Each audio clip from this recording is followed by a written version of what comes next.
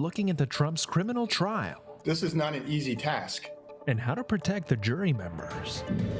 Alerts for Jewish communities. Tidal wave of anti-Jewish hate. After a pro-Palestinian protest takes place at an Ivy League. A senior prank gone wrong. No, don't tell him. Don't tell Frightening him. the community and warning parents. And a former baseball player seeks help. One more day. That's all I had. To gain full MLB pension. These stories and more coming up on Newsbreak. Hello, South Florida. I'm Samantha Gutierrez. I'm Natalie LaRoche-Pietri. Today is Friday, April 19th, 2024. Live from the Lee Kaplan School of Journalism and Media in North Miami, this is Caplin News. Israel strikes back with a rocket attack into Iran. Escalations in the Middle East this morning as U.S. official confirms an Israeli strike near Isfahan, Iran. The country activated its air defense system, according to Iranian state news. The United States Secretary of State denied U.S. involvement in the attack. We had stated that we would not support an attack by Israel against Iran. Well, will we support Israel when Iran counter-retaliates? The target of the attack was not nuclear, which is important because yesterday an Iranian commander warned that the country would reconsider its nuclear policies if Israel kept threatening its nuclear center.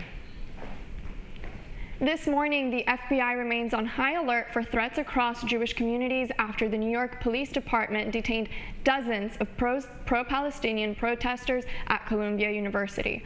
As Jen Sullivan from CNN reports, this is happening ahead of the Passover holiday.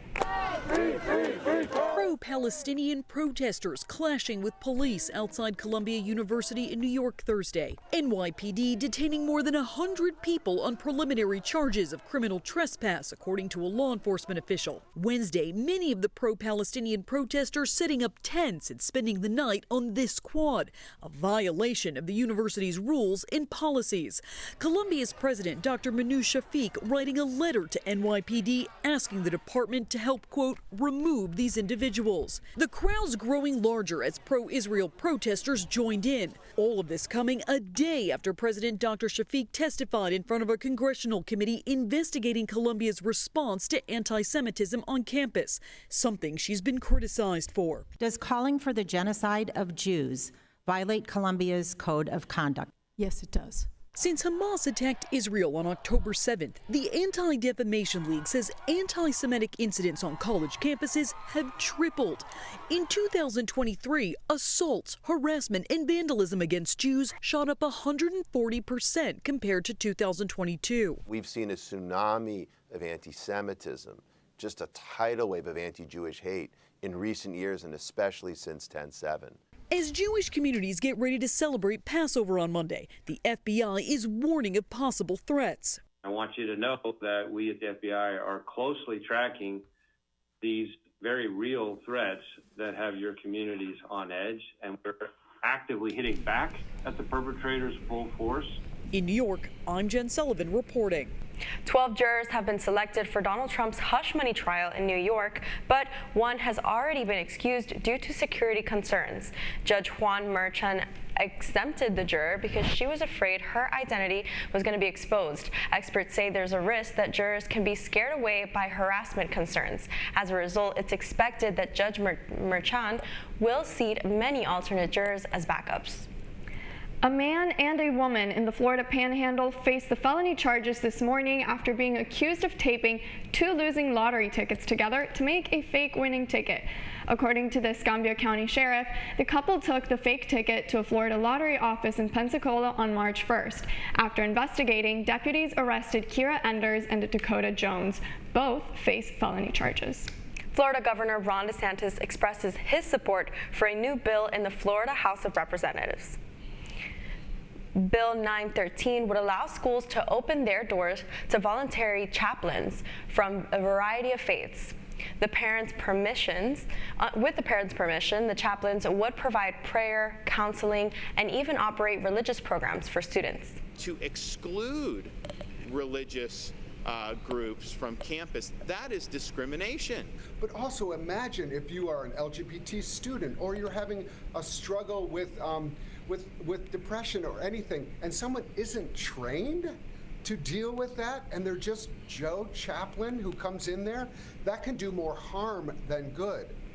The governor also said that if the bill were to pass, he would fight against non-traditional religions that would attempt to put chaplains on campus. As high school seniors wrap up their last few weeks of schools, some are pushing the limits of fun, playing a potentially dangerous game that is alarming residents near Twin Cities. WCCO's Kristen Mitchell has more on the senior pranks. It's a game that can go from fun to frightening No, don't tell him. Don't tell him. fast. Luckily, no one got hurt. Mark Harris lives in the Brooklyn Park neighborhood where a terrified homeowner called police after seeing someone in their yard in camouflage holding what appeared to be a long gun. Our officers take it very seriously. We have to. Every call like that is handled as if it's the real thing. But in this case, it was a water gun held by a Champlain Park student playing senior assassins. But I think that as the times are changing and as tragedies have happened in our community that really kind of put everybody on edge, I think that this kind of takes a different form now for people. When my son played it, he never, made us think that anything was going to be dangerous. Of course, I don't know if parents actually realize how dangerous it could potentially be. Or deadly. In 2015, 2 Lakeville South students died in a crash while playing the game. The last thing we need is another issue where people are shooting projectiles, even harmless ones, at one another on the roadway. It's not the right place for this type of behavior. In a note to families, Anoka Hennepin School District wrote in part, taking a proactive stance, it is requested that parents and guardians reinforce safe driving practices with children to ensure their safety and the safety of their friends. Swing set, toys, we've got young kids in the neighborhood, and if we can slow the kids down doing stupid things, then all for it. We'd really like to avoid a tragedy from happening, and that's really this is our attempt of trying to get ahead of that. In Brooklyn Park, Kirsten Mitchell, WCCO News. A major endorsement deal is in the works for WNBA star Caitlin Clark. That's still ahead, and so is the story. One more day. That's all I ask. What a difference a day makes is more than a saying for a man who's sitting a day short of a Major League Baseball pension. Newsbreak will be back in 2 minutes.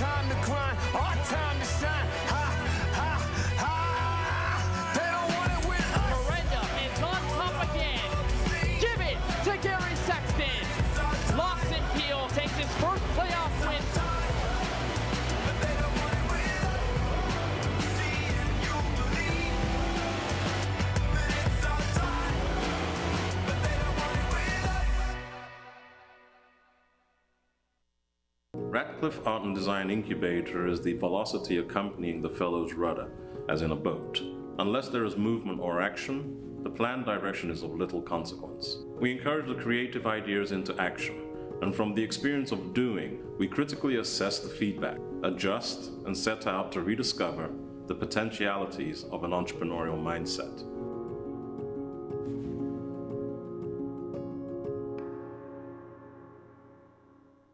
STEM is precise, no margin for error. Dare to forget that. Dare to have fun with it. Get weird with it. Dare to send those old STEM theories flying past the neighbor's house into outer space. Dare to program something internet-breaking, record-breaking. Dare to blow their minds. Dare to learn the difference between sedimentary and metamorphic rock. Go find those rocks. Dare to keep daring. Dare to STEM. Check out She Can STEM to get started.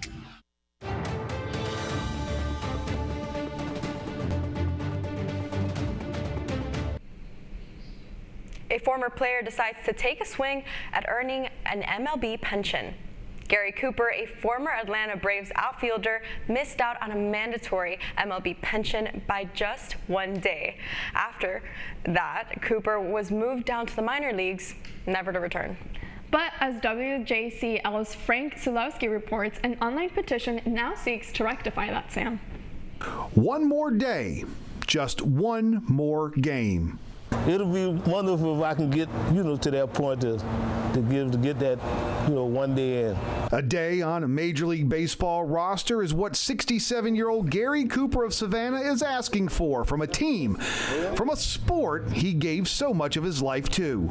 It was just crazy, man. I enjoy it, It's something that every kid want to do, play professional baseball. Back in 1980, Cooper, a former multi-sport star at Groves High School in Garden City, achieved the dream of so many athletes. He got the call to the big leagues. This Georgia boy joining the Atlanta Braves. I'm in front of 45,000 people, man. And it was crazy. Cooper spent exactly 42 days on the Braves roster, 1 day short of qualifying for a pension from Major League Baseball.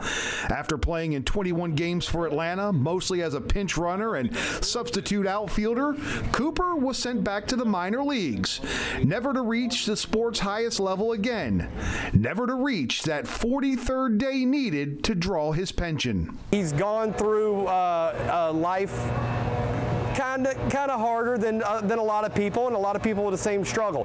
But he never stopped putting his foot one in front of the other. Robert Jonas leading the fight to help Cooper. In addition to hiring Cooper to work in his landscaping business, Jonas creating a Change.org petition asking the Braves to give the Greater Savannah Athletic Hall of Fame member his one more day and give him a chance to support himself in his golden years. He's supposed to be enjoying this time, so we're trying everything we possibly can to help him out. I do my best, whatever it takes, base running coach or, bench coach or bullpen coach, either.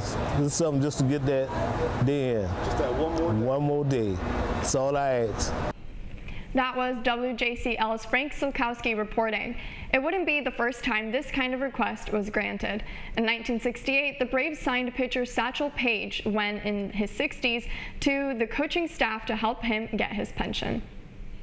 Women's basketball's biggest star, Caitlin Clark, is in the talks for a multi-million-dollar deal with Nike.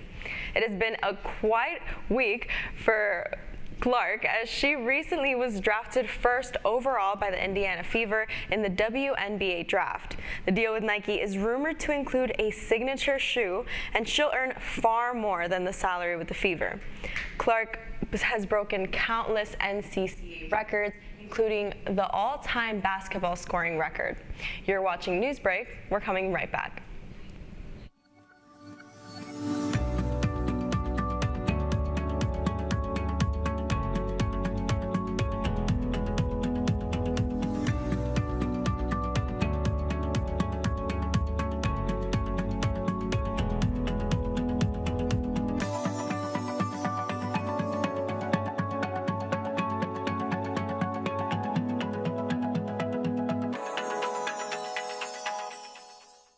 See us dream. See us remember.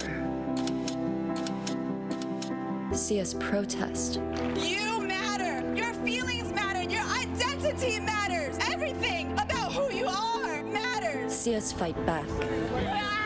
See us rebuild. See us shatter stereotypes. See us inspire. See us united. See us now. There are 16 million children struggling with hunger in America. That's 1 in 5 daughters, sons, neighbors, and classmates who don't know where their next meal is coming from. Yet billions of pounds of good food go to waste every year. It's time we do something about it. Feeding America is a nationwide network of food banks that helps provide meals to millions of kids and families in need. Visit feedingamerica.org to help them feed even more. Together, we can solve hunger. Together, we're feeding America.